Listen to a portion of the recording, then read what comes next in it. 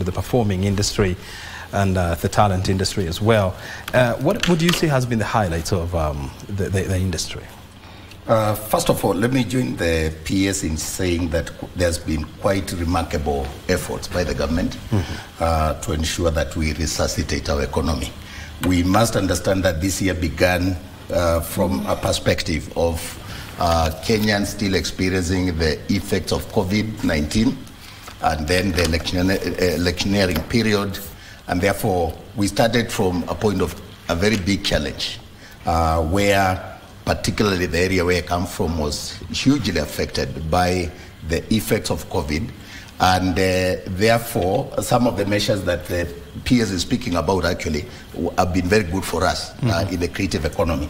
And I can say we are in a better place right now because while there were hits and misses in terms of policy, in terms of reconfiguring the approach to the way the creative economy has always operated, I think the fact that we are back to performances, that hotels are full, that we have musicians in different places now performing and making a living is a great thing. And we've seen even the way the diaspora has come in to cushion even our artists and the tours across the world where the diaspora are inviting Kenyan artists to perform. I think this has been a very good year. I think every time there's a challenge, O'Brien, we always find a way of finding our very self and our very best. And I think this has been very good for the creative economy. Of course, there are challenges.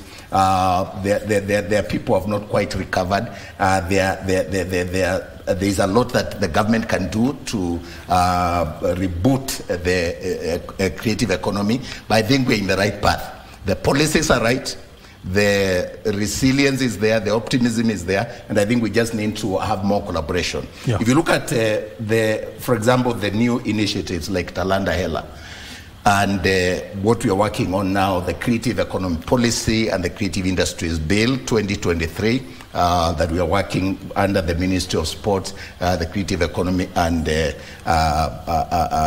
Culture. I think when you look at it, there is a determination by the government this time round to get the policy pillars that will guide the creative economy to grow. And I think this year we have experienced some of the best times in terms of support from the government, actual support in terms of programs. We have for the first time had the Jamhuri Day dedicated to the creative economy. And you saw the Africa Connect conference that took place in Nairobi.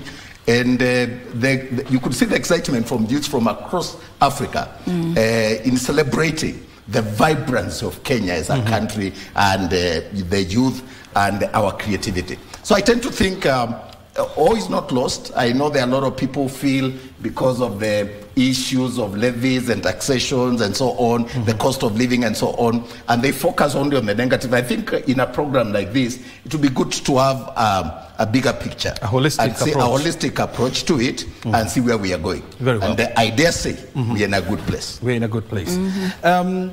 Before I let you go, I also want you to comment